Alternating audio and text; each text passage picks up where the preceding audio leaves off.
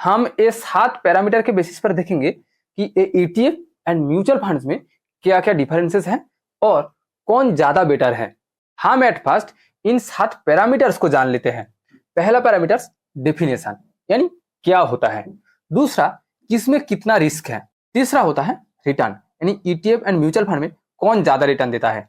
Fourth होता है trading and price limit. ये ट्रेडिंग का मतलब आप कब खरीद सकते हैं और कब बेच सकते हैं। आपको इस वक्त ये समझ नहीं आएगा, लेकिन थोड़ी देर बाद हम डिटेल्स में ये डिस्कस करेंगे, तब आपको समझ आ जाएगा। फिफ्थ होता है चार्जेस, यानी ये दोनों फंड में आपको क्या क्या चार्जेस देना पड़ता है और वो चार्जेस कितना है। सिक्स्थ, एसआईपी सिस्टम, यानी हम जानते हैं कि एसआईपी 2 टाइप्स के होता है।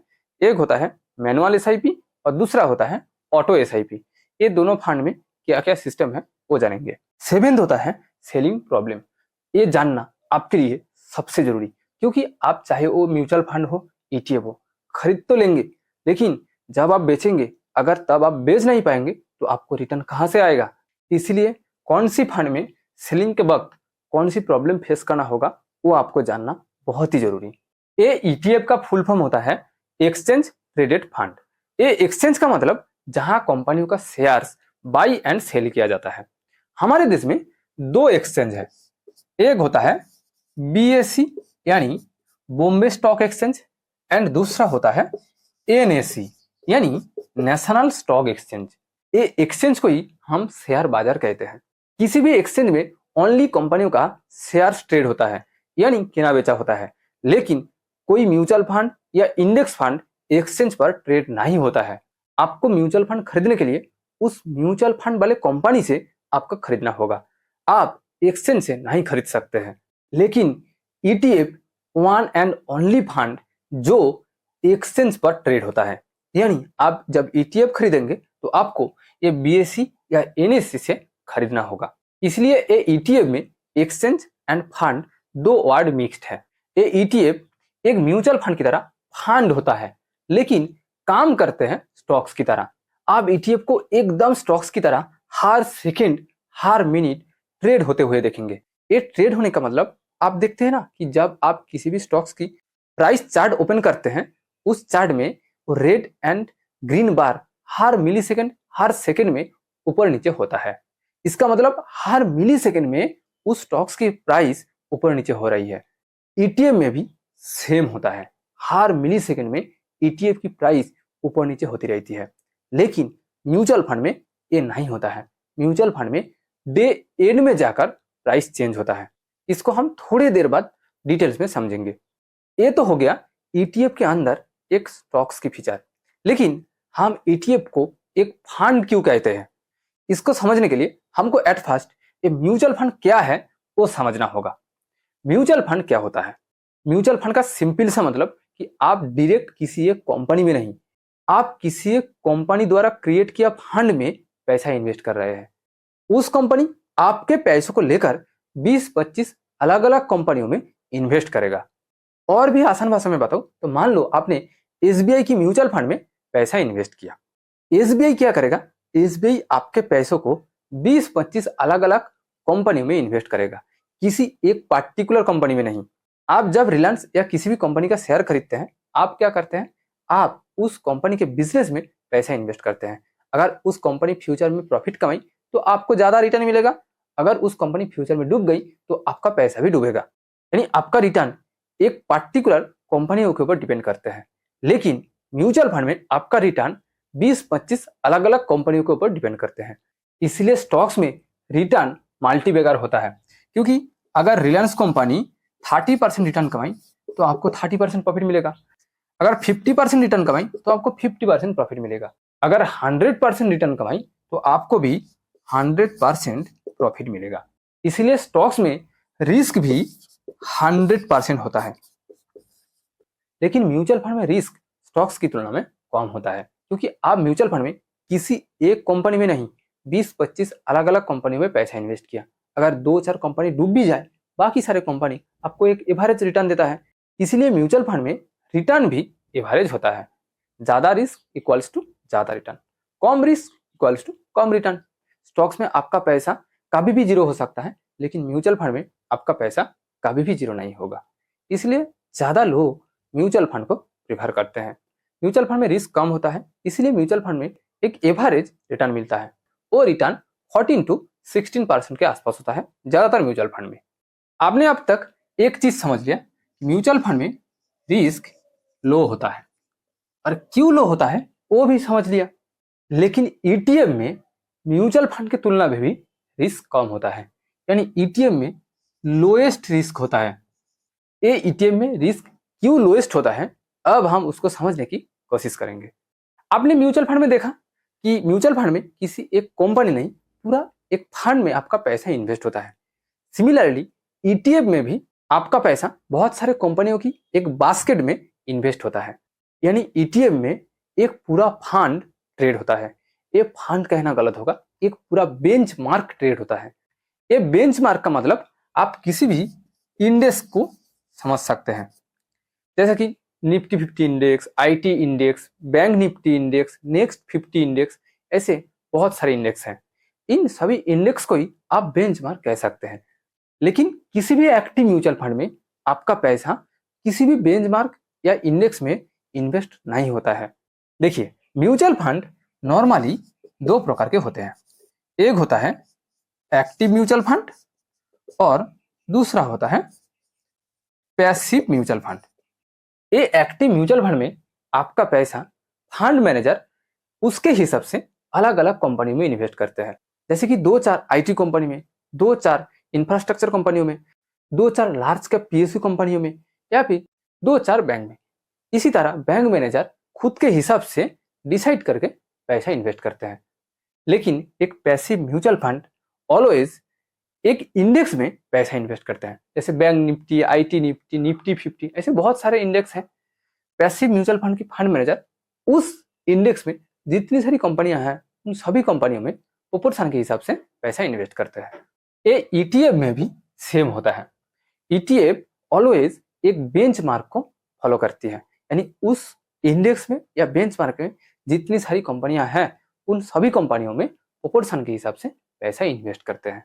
इससे क्या होता है, किसी भी सेक्टर की इंडेक्स में उस सेक्टर की टॉप परफॉर्मिंग कंपनियां होते हैं, और हम सभी जानते हैं अच्छे कंपनी का मतलब पैसा डूबने का चांस बहुत ही कम है, इसलिए यहाँ रिस्क भी सबसे कम होता है।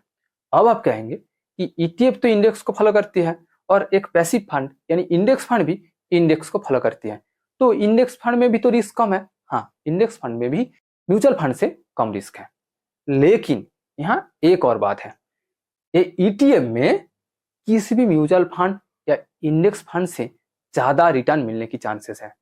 ज्यादातर म्यूचुअल फंड से आपको 14 to 16% रिटर्न मिल सकता है, लेकिन ईटीएफ में आपको 30 to 35% यानी लगभग 2 गुना रिटर्न मिल सकता है। क्यों एक ईटीएफ में म्यूचुअल फंड या इंडेक्स फंड से ज्यादा रिटर्न मिलने की चांसेस हैं, अब हम उसको समझने की कोशिश करेंगे। ज्यादातर म्यूचुअल फंड से आपको 14 to 16% या 17% रिटर्न मिलने की चांसेस होती है, लेकिन ईटीएफ में आपको म्यूचुअल फंड की तुलना में 2 गुना रिटर्न मिल सकता है। ईटीएफ से आपको 30 to 35% का रिटर्न मिल सकता है। अब आप सोचेंगे कि ये ईटीएफ एंड म्यूचुअल फंड दोनों अल्टीमेट एक फंड तो है, तो म्यूचुअल फंड से 14 to 17% का रिटर्न और ईटीएफ से 30 to 35% का रिटर्न, ये कैसे हो सकता है? ये समझने के लिए आपको पहले ये समझना होगा कि एक स्टॉक से क्यों आपको मल्टी बैगर रिटर्न मिल सकता है। आप कहेंगे इसका आंसर तो एकदम सिंपल है, कंपनी ज्यादा मुनाफा कमाती है इसीलिए आपको भी ज्यादा रिटर्न मिलती है। लेकिन ये मल्टी बैगर रिटर्न का संपूर्ण कारण नहीं है, ये एक कारण है। इसके अलावा और भी एक कारण है जिसको कहा जाता है डिमांड एंड सप्लाई। स्टॉक्स की रिटर्न डिमांड एंड सप्लाई के ऊपर बहुत निर्भर करती है। अब जब एनएसई की वेबसाइट पर जाकर या डीमैट अकाउंट में जाकर कंपनियों का हिस्ट्री चेक करेंगे, आप देखेंगे कि ऐसे बहुत सारे कंपनी हैं जिसका एनुअल रिटर्न 10%, लेकिन उस कंपनी का जो स्टॉक्स यानी शेयर वो एनुअली 25% रेट से बढ़ रही है। हिसाब तो कहता है कि कंपनी 10% मुनाफा कमा रही है, इसका मतलब कंपनी का शेयर प्राइस भी 10% बढ़ेगा, लेकिन यहाँ जो कंपनी का शेयर प्राइस बढ़ रही है वो डिमांड एंड सप्लाई के ऊपर पड़ रही है।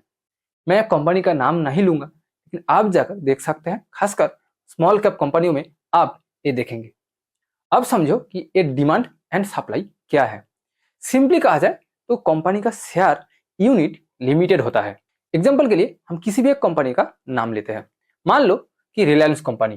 ये रिलायंस कंपनी जब शेयर मार्केट में लिस्टेड हुई, तब मान लो 10,000 यूनिट शेयर लॉन्च किया आईपीओ के थ्रू।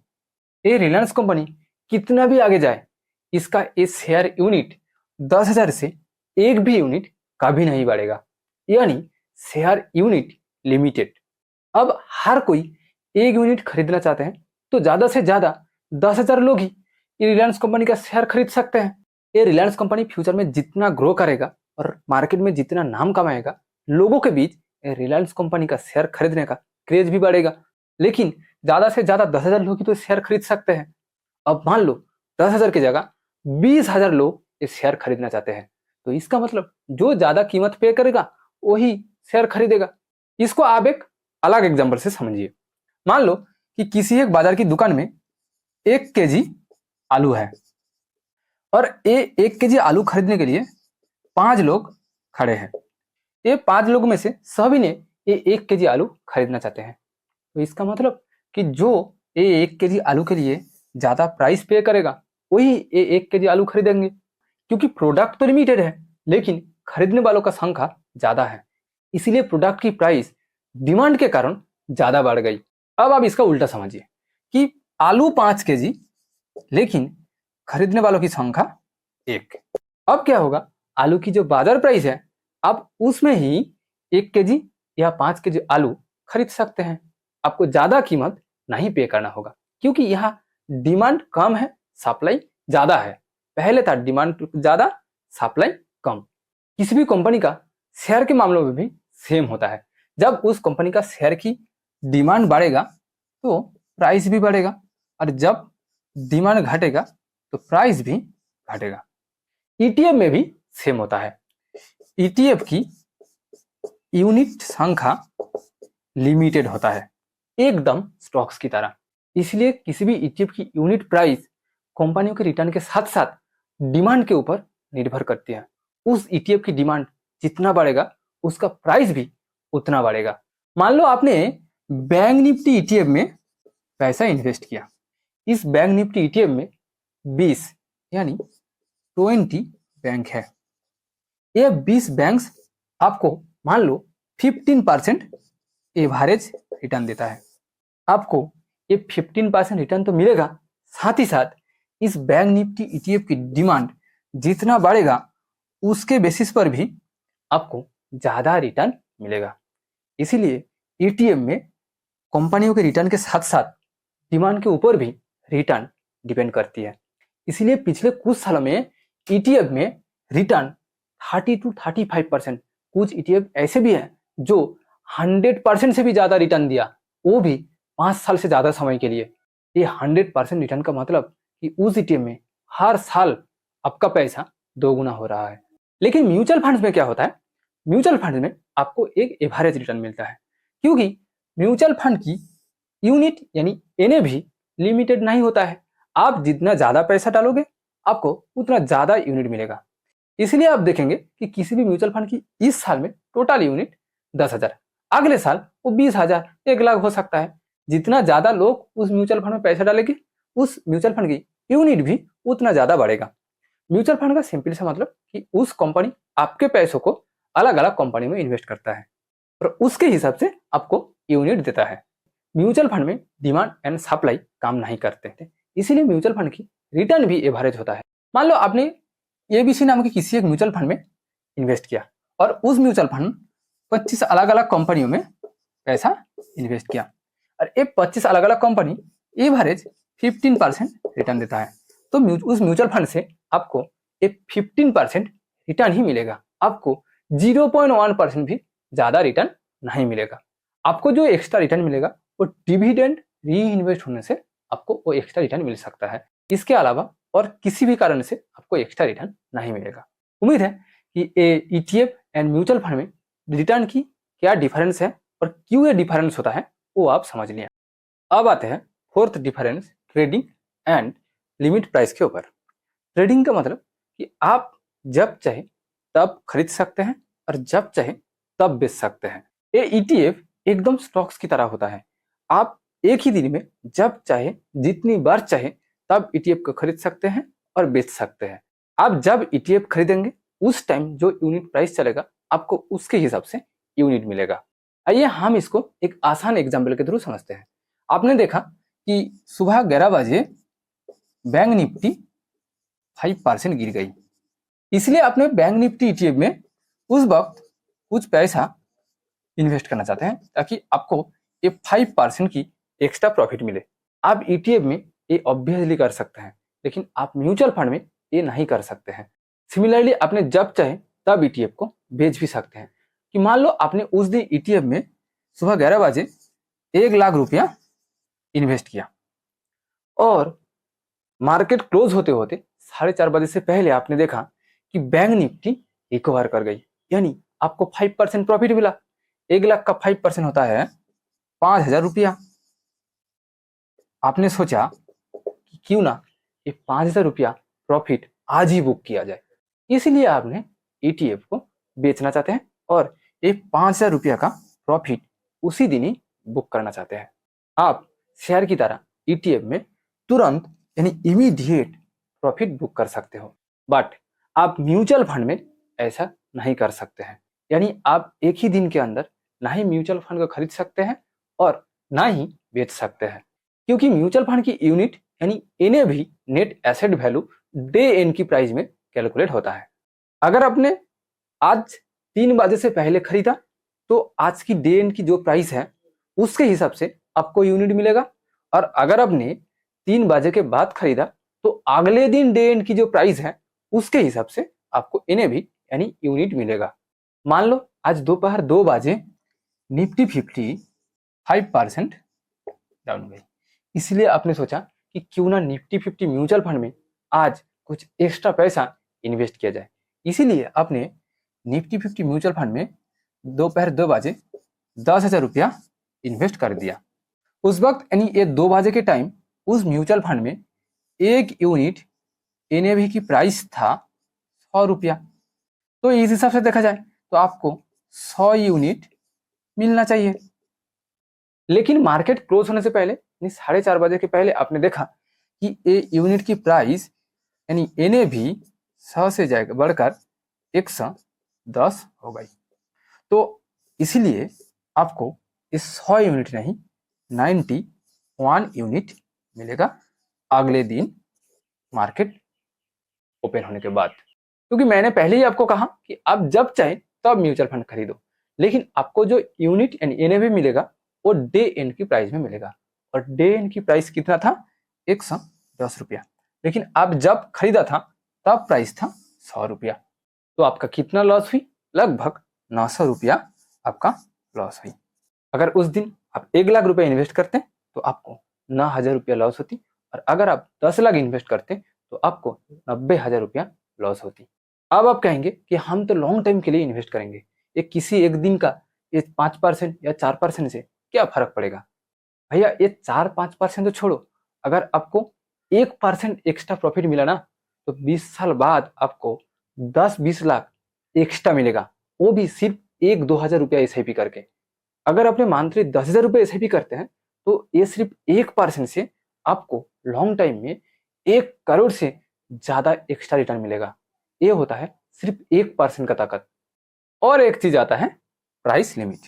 ये प्राइस लिमिट का मतलब कि मान लो कि आज आपने देखा किसी एक ईटीएफ की एक यूनिट प्राइस 100 रुपया, और आपको लगता है कि अगले 1 महीने के अंदर ये 100 रुपया से कम कर 70 रुपया हो जाएगा, और जब 70 होगा तब आप खरीदना चाहते हैं।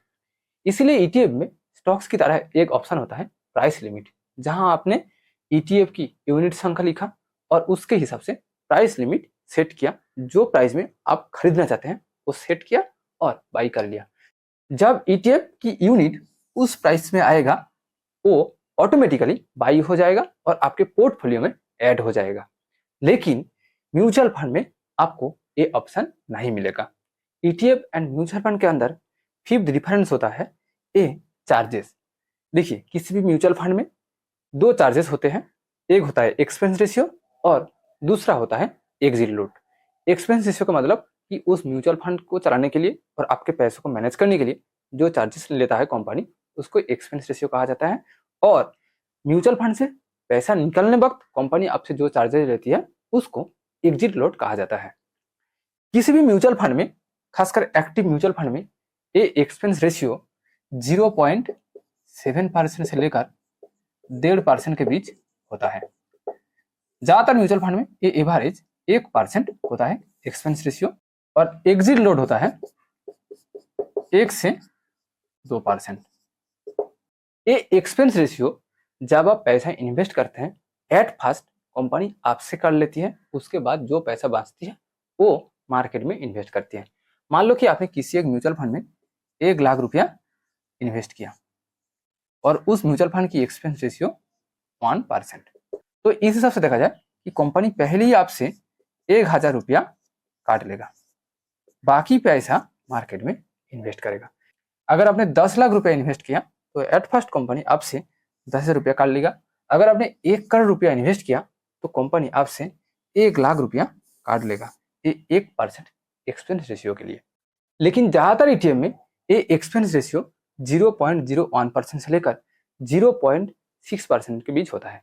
यानी ईटीएफ में आपको 1 लाख में से सिर्फ 10 रुपया चार्ज देना होता है ये एक्सपेंस रेशियो के लिए, और 0.6% के हिसाब से 600 रुपया चार्ज देना होता है 1 लाख में से। लेकिन वही सेम 1 लाख में के लिए आपको म्यूचुअल फंड में 1,000 रुपया चार्ज देना होता है।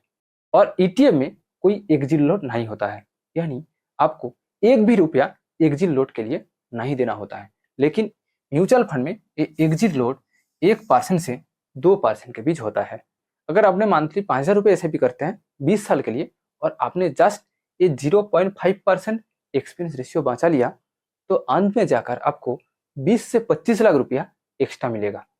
ईटीएफ एंड म्यूचुअल फंड के बीच हमारा 6 difference SIP system. SIP system 2 types के होते हैं, auto SIP and manual SIP. आप म्यूचुअल फंड में एसआईपी के लिए एक फिक्स डेट सिलेक्ट करते हैं, उस डेट में आप खुद पैसा इन्वेस्ट कर सकते हैं, जिसको हम मैनुअल एसआईपी कहते हैं। और अगर आपने चाहे तो आप ऑटो एसआईपी सिलेक्ट कर सकते हैं, यानी उस डेट में आपके बैंक अकाउंट से टाका ऑटोमेटिकली म्यूचुअल फंड में ट्रांसफर हो जाएगा। लेकिन ईटीएफ में ओनली मैनुअल एसआईपी होता है। म्यूचुअल फंड में ये 2 सिस्टम ही अवेलेबल होता है, लेकिन ईटीएफ में ओनली मैनुअल एसआईपी होता है। यहाँ ऑटो एसआईपी सिस्टम नहीं है। यानी ईटीएफ में आपको एसआईपी इन्वेस्ट करने के लिए एक फिक्स डेट सिलेक्ट करना होगा, हर मंथ में उस डेट में आपको खुद को उस ईटीएफ में पैसा इन्वेस्ट करना होगा। हमारा आज का लास्ट डिफरेंस सेलिंग प्रॉब्लम। ये बहुत ही एक इम्पोर्टेंट चीज होता है जो ज्यादातर लोग बात नहीं करते। मैं आपको सीधा साधा बता रहा हूँ कि ईटीएफ में सेल करते वक्त आपको ये प्रॉब्लम फेस करना हो सकता है, लेकिन म्यूचुअल फंड में ये प्रॉब्लम बिल्कुल नहीं है और कभी नहीं आएगा। चलिए इसको हम थोड़ा डिटेल्स में समझते हैं कि ये सेलिंग प्रॉब्लम क्या है। मान लो आपने ईटीएफ बाई कर लिया और आप सेल करना चाहते हैं। ये तो एकदम शेयर्स की तरह होता है। अगर आपको सेल करना है तो किसी न किसी को ये ईटीएफ को खरीदना होगा, तभी आप सेल कर सकते हैं। अगर मान लो जब आपने ईटीएफ सेल करना चाहते हैं उस वक्त उस ईटीएफ की डिमांड घट गई, इसीलिए ये ईटीएफ को कोई खरीदना नहीं चाहते हैं, तो आप उस ईटीएफ को सेल नहीं कर सकते हैं।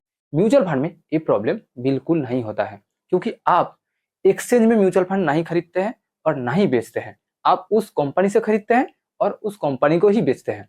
इसलिए कंपनी आपसे यूनिट वापस ले लेता है और उसके हिसाब से अगले दिन मार्केट ओपन होने के बाद, हो सकता है 2 दिन टाइम लगे, लेकिन आपको पैसा वापस कर देता है, यानी आपको रिटर्न के साथ पैसा दे देते हैं।